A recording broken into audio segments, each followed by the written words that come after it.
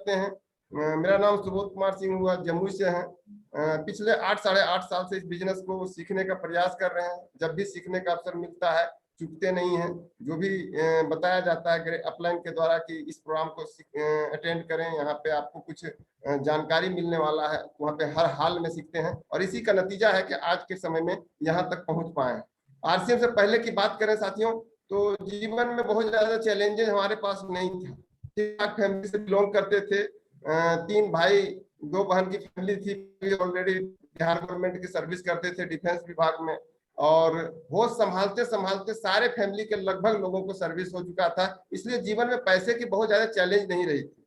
और आप सारे लोग जानते होंगे कि एक मिडिल फैमिली में जब पैसे की बहुत चैलेंज नहीं होती है तो 90% लोग का अंदर का जो भाव होता है वो सीखने पर आधारित नहीं होता है, उसके अंदर अहंकार होता है। सो हम इस चीज से ये नहीं थे, अछूते नहीं थे कि मेरे अंदर अहंकार नहीं था। जम के भरा हुआ था अहंकार। हम अपने आप को खुर्रम खान समझते थे कि मेरे जैसा कोई है नहीं, क्योंकि बचपन से कभी पैसे का चैलेंज मेरे पास आया नहीं था। लेकिन ये सिलसिला कंटिन्यू जीवन में चल रहा था, लगातार चलते रहा। 1995 में न चाहते हुए भी, हालांकि इरादा नहीं था, इंटर करने के बाद ही जिसको कह सकते हैं कि पैरवी कर सकते हैं या फिर उसको प्रभाव कर सकते हैं, इसके दम पर फैमिली के द्वारा नौकरी मिला नहीं, लगा दिया गया। हालांकि परमात्मा को नौकरी करने का मंजूरी नहीं था। 17 महीना में भी छोड़ दिए नौकरी। उसके बाद विशेष बड़ा सपना चलता था, इसी के वजह से छोड़े। अब क्या रीजन था पता नहीं चला, बहुत दिन का लंबी बात हो चुकी है। छोड़े नौकरी, फिर अपना खेती करना स्टार्ट किए। जम के खेती में बहुत मजा आ रहा था और इसी तरह से सिलसिला चलते चलते 2003 में मेरे साथ एक दुर्घटना होती है। हमारे पिताजी एक्सपायर कर जाते हैं और सारे परिवार के लोगों को मतलब कि दबाव रहता है कि तुम कोई बड़ा काम करो ना करो, नौकरी तो छोड़ ही चुके हो, ऐसा करो खेती करो। और लगातार हम खेती करना स्टार्ट करते हैं। 2007 तक कंटिन्यू खेती करते हैं। इस बीच में एक बच्ची अपने जीवन में आती है और उसका उम्र 3-4 साल का होता है। लगता है कि नहीं, पढ़ाई लिखाई जरूरी है, इसके लिए फिर से हमको शहर की ओर भागना पड़ता है, क्योंकि खेती तो गांव में होता है। शहर की ओर भागे। कुछ दिन से लगातार बिजनेस में अपना पैर जमाना स्टार्ट किया। ठीक ठाक बिजनेस चल रहा था, कोई पूंजी का भी चैलेंज नहीं था। भाई लोग सारे लोग सपोर्टिंग मुद्रा में रहते थे, सपोर्ट किए। एक कपड़ा का दुकान लगा दिए 2007 में। अच्छा खासा 15-16 लाख इन्वेस्ट किए, ढंग का कपड़ा का दुकान खोले, ठीक ठाक चल रहा था। लेकिन अपने अंदर एक डिमेरिट था कि किसी प्लेटफॉर्म में मेरा माइंड टिकता नहीं था। और माइंड में हर समय चलता था कि कुछ कुछ बड़ा करना है। और दुकानदारी में क्या नुकसान क्या होता, पैसा तो बहुत गिनने को मिलता था, लेकिन वहां पे एक सबसे बड़ा नुकसान हमको हो रहा था कि दम घुटता था। सुबह दुकान खोलना, रात को लेट नाइट तक दुकान चलाना, उसके बाद दुकान का हिसाब किताब करना और बचे हुए कपड़े को सरियाना मेरे लिए एक चैलेंज बन गया था।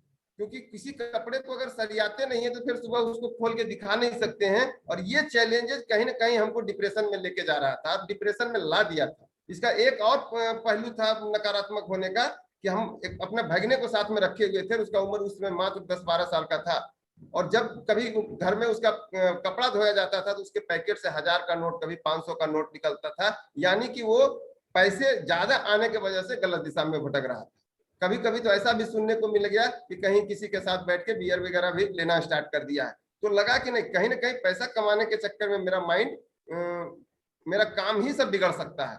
और खुदा न खास्ते परमात्मा मेरी बात को सुन रहे थे। उसी समय नवंबर अगस्त में एक व्यक्ति के माध्यम से इस बिजनेस का प्लान देखने को मिलता है। हालांकि वो मेरे अपलाइन थे और होंगे भी, लेकिन आज वो सिस्टम में शायद नहीं है।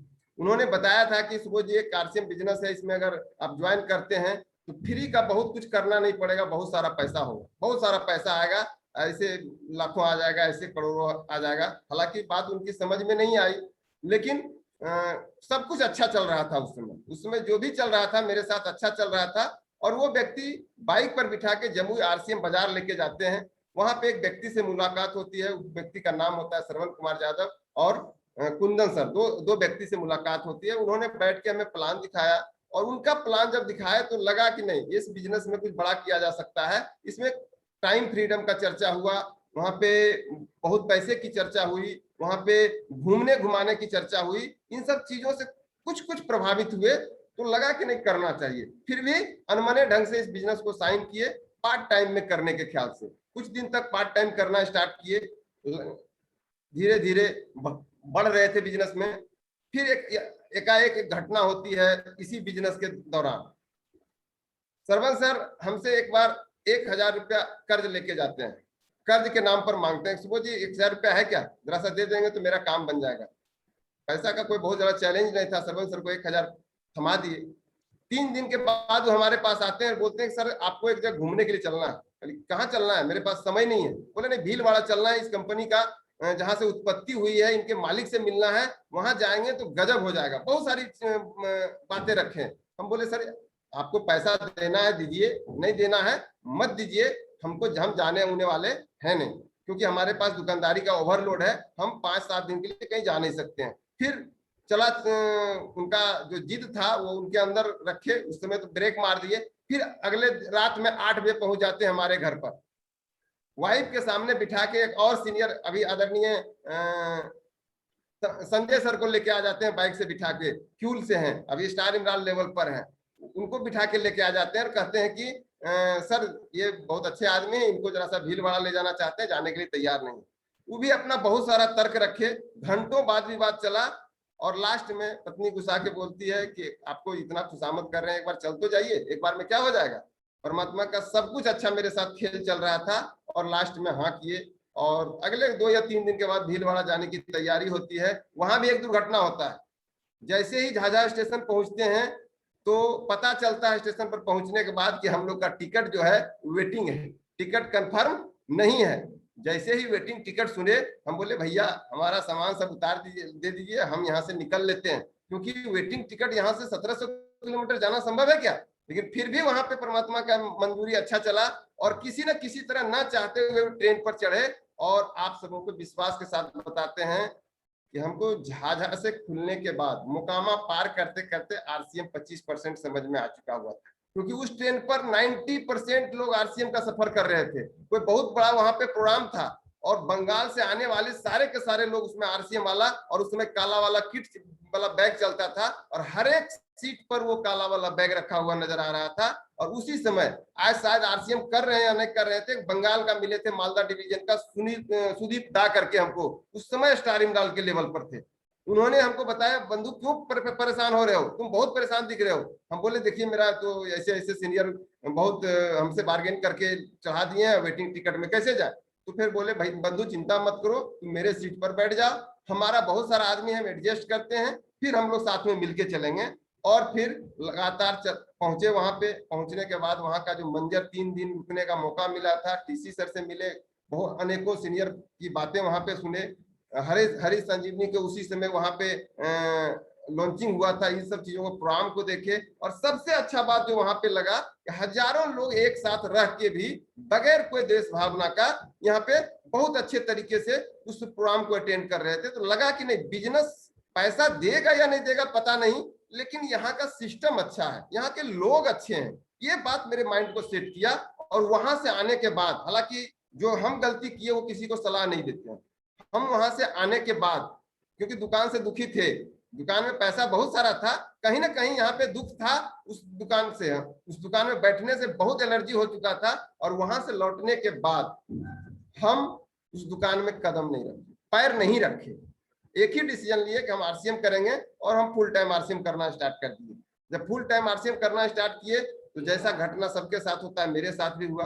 पारिवारिक विरोध, समाज का विरोध, क्योंकि एक व्यक्ति जो अच्छा खासा पैसा कमा रहा हो और कमाई छोड़ के कोई और अवसर तलाशने लगे, तो वहां पे सारे के सारे लोगों को विरोध झेलना पड़ता है। इससे हम भी अछूता नहीं थे, हमें भी विरोध का सामना पड़ा। हालांकि एक बात हुआ था कि हमारा खैरा जिस जगह रहते हैं वहां का सर्किल बहुत बड़ा था, लगा कि हम फुल टाइम करेंगे तो 2-4-6 महीना में तो इसमें सब बहुत सारे सीनियर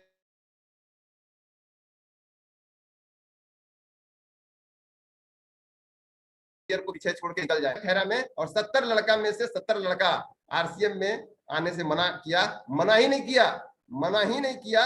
यानी कि आरसीएम में आने के बाद जो चीज हमारे ऊपर, जो शब्द का कभी उपयोग नहीं हुआ था, वैसे वैसे शब्दों का उपयोग किया। कई एक लोग ने तो यहां तक कह दिया कि एक बाबू साहब पागल हो गया, उसका दिमाग फिर गया। फिर भी यहाँ पर भी एक चीज हम बताना चाहेंगे कि जिस जगह पर मेरा ज्वाइनिंग हुआ था,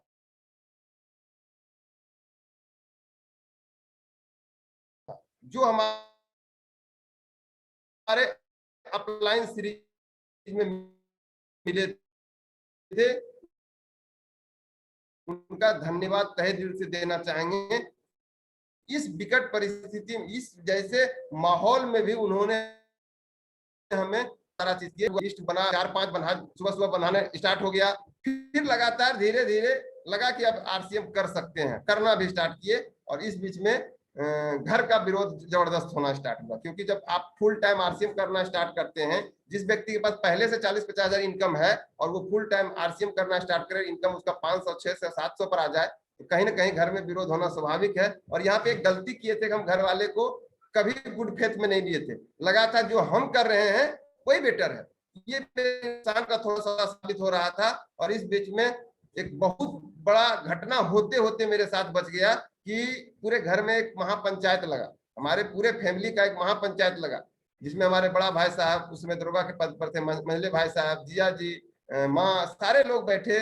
और उन लोग का एक ही मकसद था कि इसको आरसीएम छुड़वा देना, इसको आरसीएम नहीं करवाना है, नहीं तो ये इसका दिमाग फिर गया है, ये कहीं ना कहीं गलत दिशा में जाएगा ही जाएगा। उन लोग का अपना ओपिनियन अपने जगह पर ठीक था। सारे लोग करीब 1.5 से 2 घंटा तक अपना अपना ओपिनियन रखे, कोई ये बोला कोई वो बोला, इतनी बात तो सारी याद नहीं है, लेकिन 1.5 घंटा तक वहां महामंथन चला। हम एक बात बोले थे, हमें याद है वो बात, हम अपने जिया जी, हमारे घर के बड़े गार्जियन होते हैं, उनको बोले थे, सर आप बताइए कि आप किस आधार पर बोल रहे हैं कि ऐसी कंपनी खराब होती है, आपके पास इस ऐसी कंपनी का अनुभव क्या है?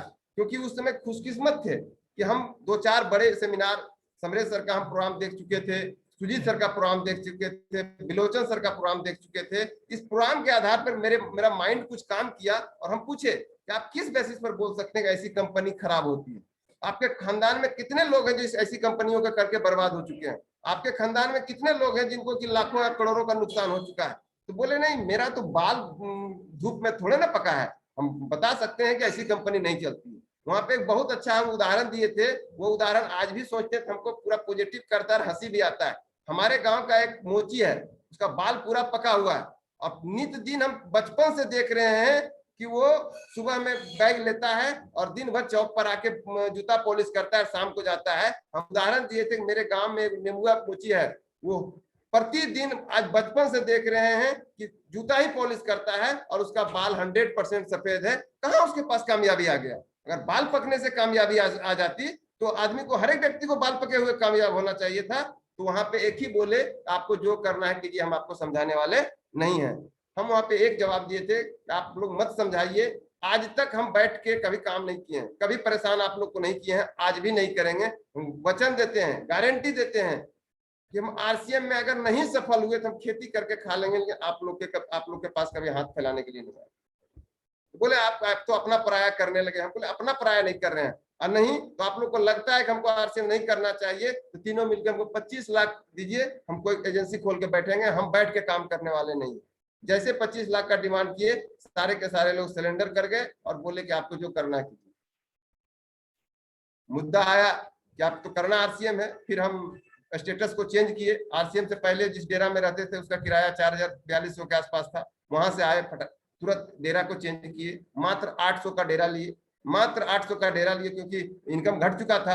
उसके बाद बच्ची का पढ़ाई डीवी में होता था, उसका नाम कटवा के तुरंत लिखवाए सरकारी स्कूल में, और कंटिन्यू आरसीएम करना स्टार्ट किए, और लगातार प्लानिंग स्टार्ट किए, काम करना स्टार्ट किए। जो अनुभव था अपने अपलाइन के पास, उनके साथ चलना स्टार्ट किए। और चलने के क्रम में भी घटना दुर्घटना तो सबके साथ होती रहती है। घर में भी थोड़ा सा समस्या वाइफ के साथ भी आया, वो भी विरोध कर दी, उसको भी पैसे का जब चैलेंज आने लगा, तो एक समय ऐसा भी आया कि लगा कि आरसीएम हमें छोड़ देना चाहिए। और एक चीज हमको बहुत अच्छा लगा था कि यहाँ पे बार बार मीटिंगों में बताया जाता है अपलाइन के बातों का अनुसरण कीजिए, और वहां भी हम एक अच्छा काम किए कि हम अपने घर का चैलेंज फिर अपने सीनियर के पास रखे। बोले सर अब लगता है कि हम आरसीएम नहीं कर पाएंगे, क्योंकि घर में इतना विरोध हो रहा है, 3-3 महीने से बात नहीं हो रही। और अगल बगल वाले उसमें क्या कहते हैं, घी में आग में घी डालने के लिए काम कर देते हैं। एक बगल के मास्टर जी थे, वो बोल दिए एक दिन घर में आके कि सुबह जी को देखे वो औरत को लेके कचहरी चौक के पास मोटरसाइकिल पर जा रहे थे। अब ऐसा बात कोई आपके किसी के वाइफ के पास बोल दे तो मामला क्या हो सकता है, समझ सकते हैं। जबकि आरसीएम में किसी को बिठा के हम लोग खरीदारी कराने ले जाते हैं कि नहीं जाते हैं?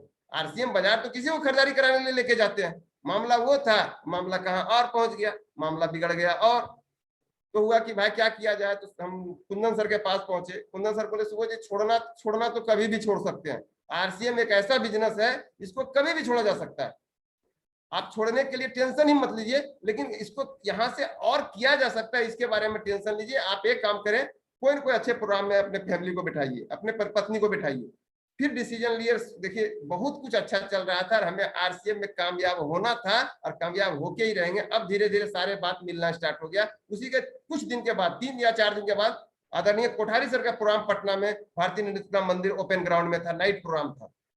तो हम सोचे कि चलो इसी प्रोग्राम में बिठाते हैं, लेकिन वहां तो मामला लड़ाई का चल रहा था, तो कैसे बिठाएं। फिर 3-4 दिन प्लानिंग करना छोड़ दिए, घर में बोलेगा छोड़िए आरसीएम छोड़ते हैं। 2 दिन हुआ, तीसरा दिन बोलते हैं एक काम कीजिए, चलिए चलते हैं ससुराल, हमारा भी ससुराल पटना जिला में ही बाढ़ पड़ता है। बोले कि लगभग मायके के नाम से तैयार हो जाते हैं, तैयार हुए, बच्चा भी छोटा था। जम्मू स्टेशन पहुंचते हैं तो वहां पे सारे आरसीएम वाला मिलते हैं, जय आरसीएम होना स्टार्ट होता है। तो उनको भी समझ में आ जाता है कि मामला कुछ और है। पटना गए, पटना में प्रोग्राम अटेंड किए। गर्मी का जबरदस्त दिन था, 3 बजे से प्रोग्राम स्टार्ट हुआ था, दिन में 8 बजे 9 बजे रात तक प्रोग्राम चला था। और उस प्रोग्राम से निकलने के बाद हम वाइफ से बोले कि चलिए आपको ऐसा ट्रेन खोजते हैं जिससे कि बाढ़ में उतर जाया जाए, ससुराल मेरा बाढ़ पड़ता था। वो एक ही बात बोली थी कि बाढ़ क्यों जा चलना है, यहाँ बहुत अच्छा अच्छा बात बताया गया, अगर काम करने में लेट कीजिएगा तो फिर लेट हो जाएगा, ऐसा करते हैं जम्मू चलते हैं।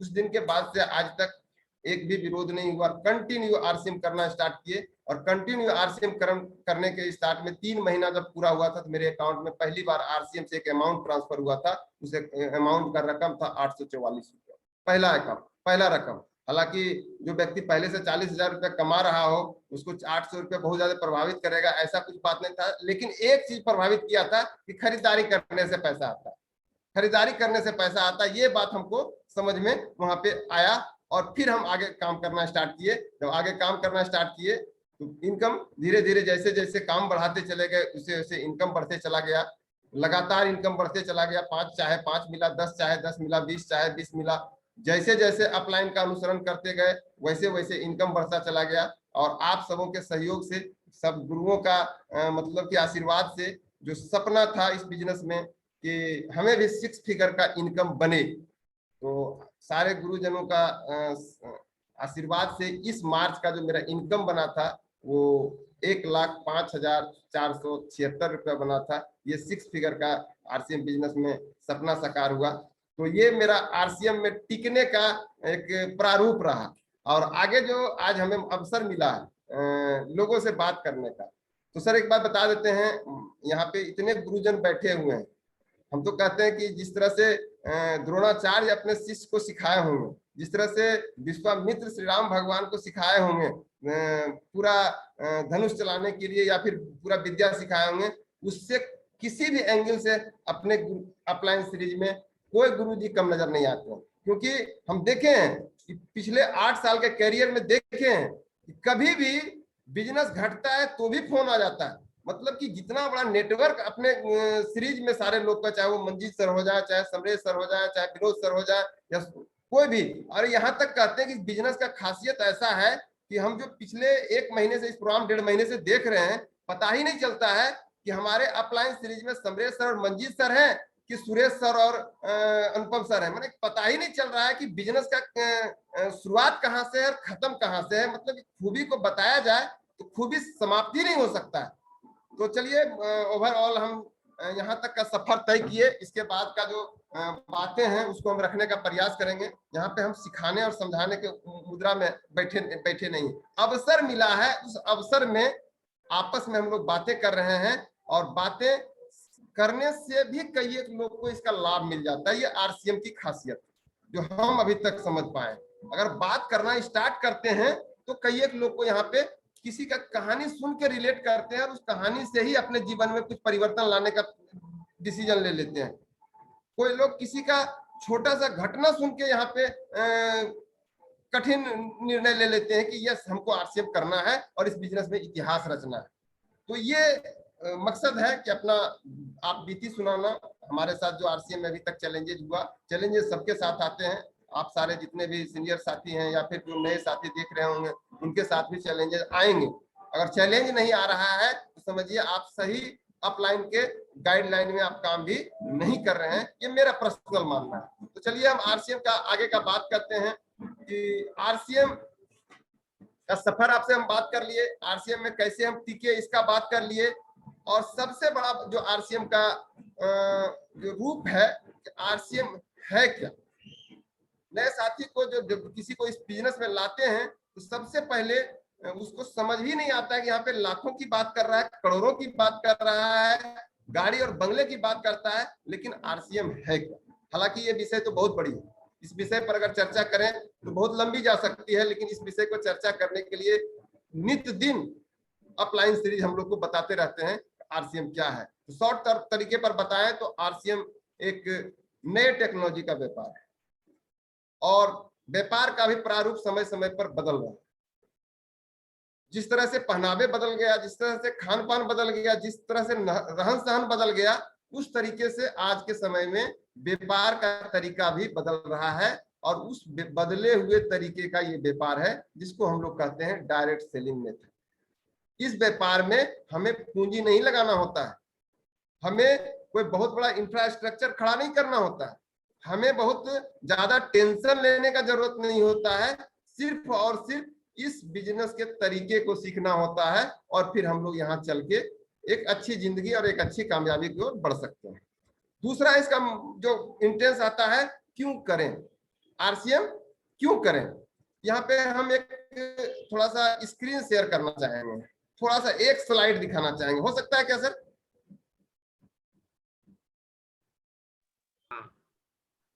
हाँ, ये एक स्लाइड है सर। ये स्लाइड शुरुआत में हम ग्रेट अपलाइन सरपंच सर और कुंदन सर को धन्यवाद देना चाहेंगे।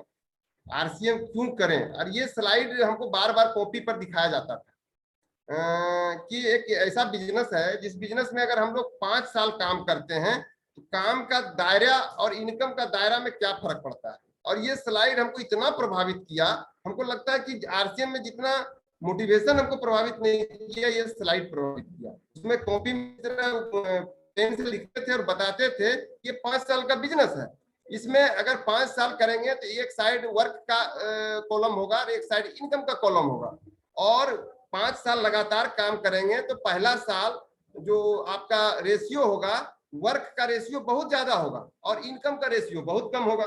फिर अगला साल जब बढ़ेंगे तो थोड़ा सा इनकम का रेशियो बढ़ जाएगा और वर्क का रेशियो घट जाएगा। उसके अगला साल जब आप काम करना स्टार्ट करेंगे तो इनकम और वर्क का रेशियो लगभग बराबर हो जाएगा, और चौथा साल में प्रवेश करेंगे इनकम बहुत कम बच जाएगा और वर्क बहुत कम बच जाएगा, इनकम बढ़ता चला जाएगा, और 5वें साल जाते जाते आपका मतलब कि इतना ज्यादा इनकम बढ़ जाएगा, काम नाम का कोई चीज बचेगा ही नहीं। हमको लगा कि अगर इस बिजनेस में प्रोडक्ट अच्छा है, इस बिजनेस के लोग अच्छे हैं, इस बिजनेस में बताने वाले एक से एक बातें बताते हैं, तो कहीं ना कहीं इस रेशियो का जो चर्चा कर रहे हैं, ये रेशियो भी अपने जीवन में बहुत बड़ा काम करेगा। और कुछ तो जब थोड़ा मोड़ा पढ़े लिखे परिवार से ताल्लुक रखते थे तो कुछ ना कुछ तो विजन का बात तो माइंड में होता ही था, और वहां से भी उस चीजों का सपोर्ट मिला, और इस बातों पर हमको यकीन करने में पूरा का पूरा मतलब कि सपोर्ट मिला, और हम इस पर यकीन करना स्टार्ट कर दिए कि 5 साल अगर हम वाकई में इस नेटवर्क मार्केटिंग में काम कर लेते हैं, एक समय ऐसा आए कि जो वाकई बोला जाता है कि एक समय काम करें तो भी पैसा और नहीं काम करें तो भी पैसा। हालांकि इसे काम से भागने का मेरा कोई इरादा नहीं था, आज भी काम करने पर हम बहुत विश्वास करते हैं, लेकिन ये जो रेशियो था कि 5 साल के बाद हम लोग को यहाँ पे हम लोग बहुत तेजी से आगे बढ़ के इस तरह का जिंदगी जिएंगे, यकीन में बदला और लगातार चलना स्टार्ट किए, और वो अभी सिद्ध नहीं हुआ, लेकिन हम दावे के साथ बता सकते हैं कि लगभग उस रास्ते पर अपने गुरुओं के दिशा निर्देश पर चल रहे हैं। तो हमारा पूरा हो रहा है। आज जितने भी नए व्यक्ति यहाँ पे बैठे हैं, इस रेशियो को अगर समझ पाए तो हम दावे के साथ बता सकते हैं, भले आज 5 साल का रेशियो दिखाया जा रहा है कि अब बड़े जानकार लोग जो इस बिजनेस को अपने माइंड को शार्प करके किए और अपने माइंड के हिसाब से इसको लेके चले हैं, उनका कहना है कि आप 3 साल का ये व्यापार रह गया है, 3 साल तक इस तरह से काम कर लेते हैं तो भी आप अनलिमिटेड इनकम में जा सकते हैं। तो चलिए हम फिर आगे बात करते हैं आरसीएम क्यों करें। हमारा यहीं से कॉन्सेप्ट क्लियर हुआ और हम लगातार आरसीएम करना स्टार्ट कर दिए। आरसीएम क्यों करें में और बहुत सारा मुद्दे आते हैं। आरसीएम करेंगे तो क्या क्या मिलेगा, आरसीएम करेंगे तो कैसा जिंदगी मिलेगा, इन सब चीजों पर फोकस होना स्टार्ट हुआ। इसमें से बहुत सारे लोग को पैसा पसंद होता है, हमें भी पसंद है, पैसा होना भी चाहिए पसंद, किसी को मान सम्मान पसंद है, किसी को घूमना फिरना पसंद है, किसी को और सारी बातें पसंद है। लेकिन इसमें से एक बात और हमें जो पसंद था वो हमें करने पर मजबूर किया, वो था 10-20 आदमी के सामने बोलना। क्योंकि मेरे साथ लाचारी क्या था, हम घर के सबसे छोटा मेंबर थे, हमें बोलने का कभी मौका ही नहीं मिला, सिर्फ और सिर्फ आदेश मिला, बोलने का कभी चक्कर ही नहीं पड़ा। अगर गलती से अच्छा चीज भी बोल देते थे तो घर वाले डांट पड़ते थे तुम चुप रहो। और इस बिजनेस में दिन रात प्लान दिखाने में बोलने का ही मौका मिलता था, जिससे हो उससे बोलो, जिससे हो उससे बात करो। ये चीज हमें प्रभावित किया और आप सारे लोग अनुभव कर रहे होंगे। आरसीएम में इस प्लेटफॉर्म पर आज हमें जो बात करने को मौका मिला है, एक सार्थक प्लेटफॉर्म पर, जहां से कि लोगों की जिंदगियां बनती है, जहां से लोगों को विचार बदलता है, ऐसे प्लेटफॉर्म पर जो बात करने का मौका मिला है। नहीं तो चेक कीजिए, बाहरी दुनिया में बात करते करते उलझ पड़ते हैं लोग, बाहरी दुनिया में बात करते करते एक दूसरे से दुश्मनी पैदा कर लेते हैं लोग। लेकिन इस दुनिया में जहां से मेरा जो हॉबी था बात करना, वहां पे एक सीखने सिखाने वाला प्लेटफॉर्म पर बात करने का मौका मिला। तब जाके हम इस बिजनेस को कैच किए, पकड़े और लगा कि नहीं यस इस बिजनेस को करना चाहिए। यहाँ पे हमको अच्छे माहौल में बात करना है, अच्छे विषय पर बात करना है और लोगों के भलाई के लिए बात करना है। तो यहाँ पे बात करने का एक जो मेरा अंदर का विचार चलते रहता था, क्योंकि जीवन में बात करने का तो अवसर मिला नहीं था, घर में सबसे छोटा थे, सुनने का ही अवसर मिला था। वो एक पीड़ा जो अंदर में था, उस पीड़ा को भी यहाँ पे बाहर निकालने का मौका मिला। ये हमारे लिए बहुत कारगर काम साबित हुआ। और तीसरा मुद्दा आता है आरसीएम कैसे करें। आरसीएम कैसे, ये सबसे अहम मुद्दा है, ये सबसे अहम मुद्दा है। तो आरसीएम कैसे करें जिसको हम समझ पाए, उस पर हम बात करना चाहेंगे। आरसीएम करने का 100 तरीका हो सकता है, अपने गुरुओं के पास 100 तरीका है और उसको हम लोग पालन करते हैं। कि मेरा जो छोटा सा मानना है इसमें कि सबसे पहले अगर आरसीएम करने का माइंड सेट हो जाए तो सबसे पहले आरसीएम करने से पहले अपना विचारों में परिवर्तन लाना पड़ता है। हम दो मुद्दे पर यहाँ पे बात करेंगे। पहले तो विचारों का परिवर्तन करें और दूसरा जो किसी भी अच्छे अनुभवी अपलाइन के गाइडलाइन में चले। अगर आप ये दोनों कर पाते हैं तो हम दावे के साथ बताते हैं आरसीएम में सफल होने से कोई नहीं रोक सकता है। विचारों की जब बात आती है तो आप लोग समझ सकते हैं विचार परिवर्तन होने से क्या जीवन में परिवर्तन आ सकता है। थोड़ा सा माइंड में विचार का परिवर्तन आ जाता है तो आदमी का सोच कहां से कहां चला जाता है। विचारों पर छोटी सी एक कहानी सुनाना चाहेंगे कि कितना बड़ा परिवर्तन आ सकता है और ये सब कहानियां लोगों को परिवर्तित कर देता है। एक बार एक कुम्हार मिट्टी का बर्तन बना रहा था, तो उसकी पत्नी आके पूछी क्या कर रहे हो, क्या चीज बना रहे हो। तो बोला कि हम चिलम बना रहे हैं, चिलम। बोला चिलम क्यों बना रहे हो। बोला इसका क्रेज आजकल बहुत ज्यादा है, इसको खूब बिकेगा, खूब पैसा कमाएंगे। तो उसका पत्नी बोलती है चिलम क्यों बना रहे हो, सुराही क्यों नहीं बनाते, गर्मी का दिन है, ये भी बहुत बिकेगा, इसका भी बहुत ज्यादा डिमांड होगा। बोला हाँ बात तो सही है, गर्मी का दिन है, सुराही बनाया जा सकता है। उन्होंने फिर से उस आकार को बदला, उस मिट्टी को फिर से गोल बनाया और उसका आकार बदलना स्टार्ट किया। जैसे आकार बदलना स्टार्ट किया, मिट्टी उस कुम्हार से पूछता है अब ये क्या कर रहे हो। बोला मेरा विचार बदल गया। बोला क्या विचार बदल गया। बोला मेरा विचार बदल गया, हम अब सुराही बनाना चाहते हैं। मिट्टी उस कुम्हार से पूछता है देखो भैया तेरा विचार बदलने से तेरे को क्या फायदा होगा मेरा हमको पता नहीं, लेकिन मेरे को क्या फायदा होगा हम बताना चाहते हैं। अगर तू मेरे को चिलम बनाता, अगर मेरे को तू चिलम बनाता, मेरे अंदर आग भरी जाती और हम भी जलते औरों को भी जलाते। लेकिन जैसे ही तेरा विचार बदला मेरे अंदर शीतल जल भरा जाएगा, हम भी शीतल रहेंगे और लोगों को भी शीतल करेंगे। विचार बदलने से ये प्रभाव पड़ता है साथी। तो हम लोगों को भी इस बिजनेस में आने से पहले अपना विचार बदलना चाहिए। अगर अपना विचार अच्छा नहीं होगा तो हम लाख आरसीएम बिजनेस किसी के पास लेके जाएंगे, अपने बिजनेस में परिवर्तन आने वाला नहीं है। तो विचार को यहाँ पे अच्छा करना है। और दूसरा जो मुद्दा है, इस आरसीएम बिजनेस आसानी से किया जा सकता है, बहुत आसानी से किया जा सकता है, कोई टेंशन लेने का जरूरत नहीं है, बशर्ते आप अच्छे विचार के साथ अपने एक्टिव इफेक्टिव ग्रोइंग अपलाइन के सामने समर्पित कर दो। एक्टिव इफेक्टिव ग्रोइंग ये एक पैमाना है अपने अपलाइन सीरीज को जांचने का, क्योंकि देखिए जब हम जिंदगी के लिए बिजनेस कर रहे हैं तो अपलाइन को भी थोड़ा सा जांच लेना चाहिए। तो जांचने का पैमाना क्या है, वो एक्टिव हो, वो हर समय आरसीएम के लिए त्वरित कार्रवाई करते हो, इफेक्टिव हो, उनकी बातों का एक्शन जो लेते हैं उस पर बिजनेस में प्रभाव पड़ता हो, और ग्रोइंग यानी उनका खुद का बिजनेस बढ़ रहा है कि नहीं। अगर ऐसे अपलाइन सीरीज में आपके जो भी हैं तो उनको कस के पकड़ लेना है। अगर उनको कस के पकड़ लेते हैं तो बिजनेस का प्रारूप ही ऐसा तैयार हुआ है कि हमको आगे जाने से कोई रोक नहीं सकता है। वो क्या करवा सकते हैं, एक एक्टिव इफेक्टिव ग्रोइंग अपलाइन हमसे क्या करवा सकते हैं इस बिजनेस में, ज्यादा से ज्यादा हमको नुकसान पहुंचाएंगे, वो 6 बेसिक पालन करने के लिए सिखाएंगे।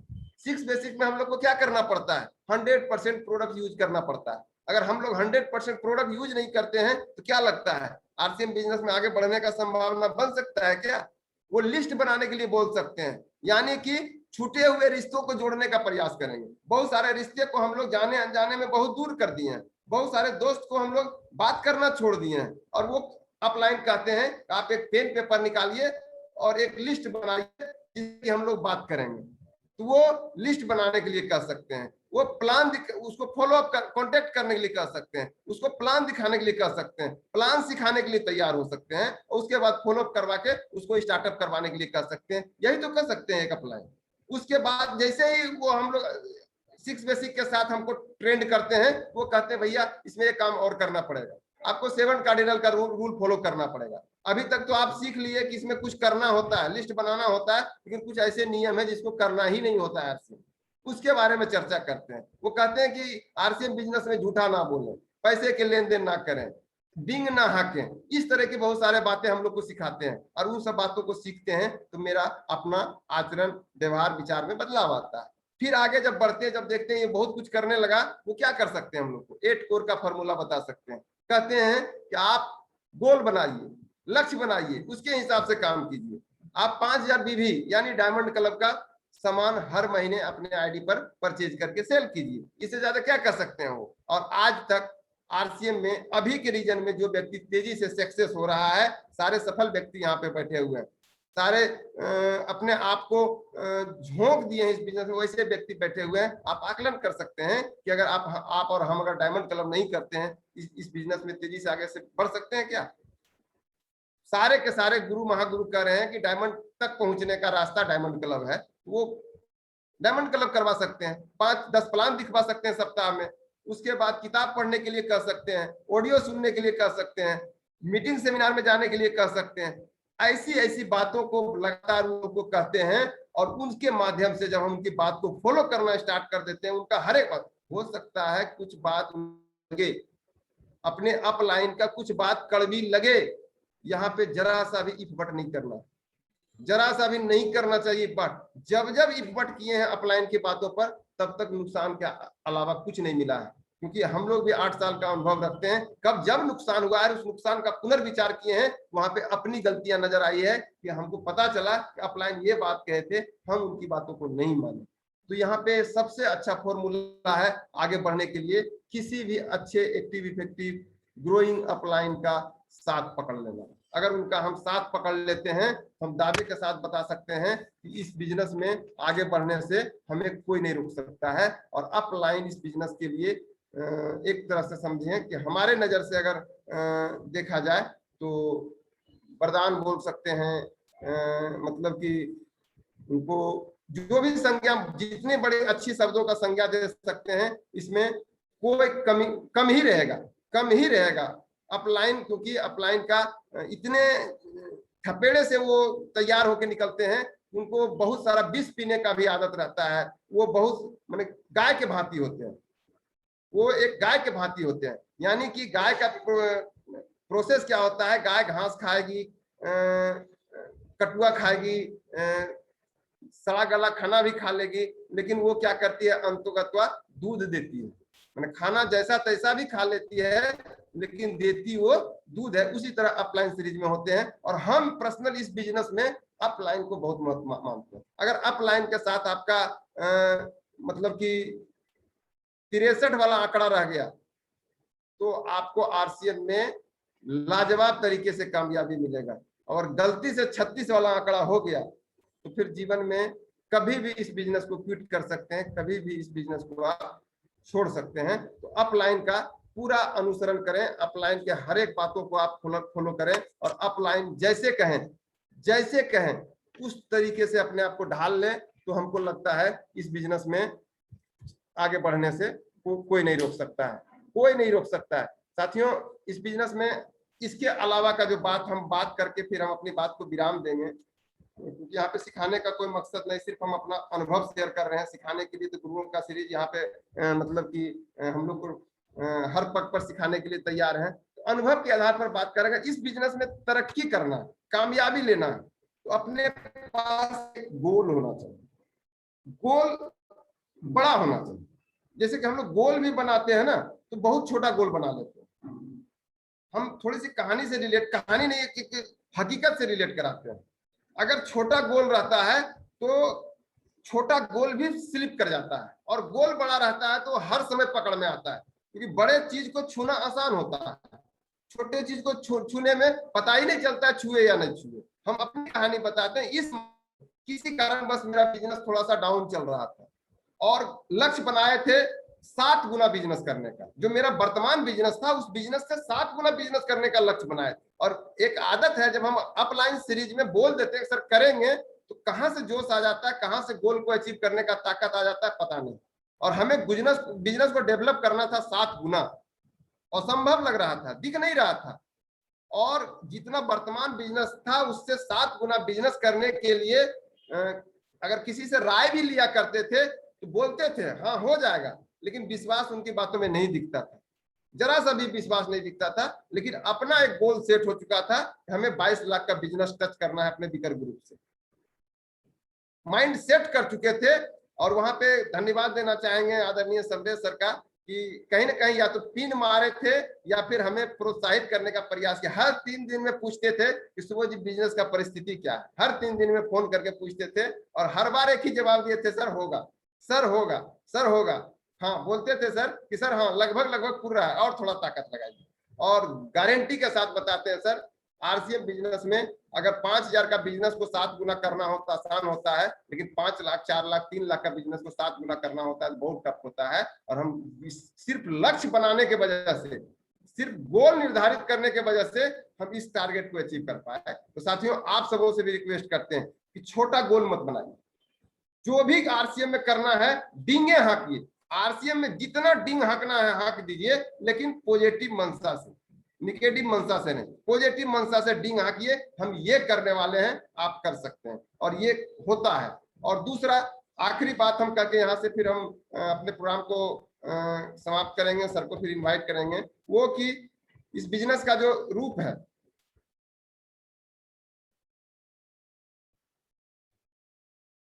इस बिजनेस का जो रूप है उसमें होता क्या है, गोल अगर हम लोग सेट कर लेते हैं, कैसे कैसे हम लोग को लोगों का अनुसरण मिलता है, कैसे कैसे किताबों को पढ़ लेते हैं जहां से कि हम लोग को प्रेरणा मिल जाता है। अब बताइए कि एक गोल सेट हो जाता है किसी का, किसी माँ का गोल सेट हो जाता है एक बच्चे को जन्म देना।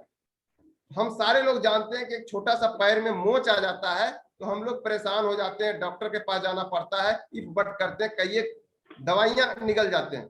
लेकिन पता होना चाहिए कि एक माँ को एक बच्चे को जन्म देने के समय देने में, जिस समय जन्म देने के अंतिम समय होता है, उस समय 20 हड्डियों के टूटने जितना दर्द होता है, 20 हड्डियों के टूटने जितना दर्द होता है। जितना एक बार में 20 हड्डी तोड़ा जाए उतना दर्द होता है, फिर भी वो माँ अपने बच्चे को खुशी पूर्वक जन्म देती है। पता क्या है, उनका गोल बहुत बड़ा होता है, उनका लक्ष्य बहुत बड़ा होता है कि हमको एक सुंदर सा बच्चे को जन्म देना है, इसको जन्म देने से समाज में मेरा माँ बनने का रुतबा बनेगा, इस बच्चे के वजह से भविष्य में हमारा सपना साकार होगा, हमारी जो सपना हम नहीं पूरा कर पाए ये बच्चा पूरा करेगा। इस तरीके का लक्ष्य होता है, इस तरीके का गोल होता है। और हम लोग देखते हैं कि एक माँ एक बच्चे को जन्म देती है उतना दर्द सहने के बाद। कहने का मतलब है कि लक्ष्य बड़ा रहेगा, गोल अचीव करना आसान हो जाएगा, और लक्ष्य छोटा रहा तो गोल अचीव हो ही नहीं सकता है, ये गारंटी है।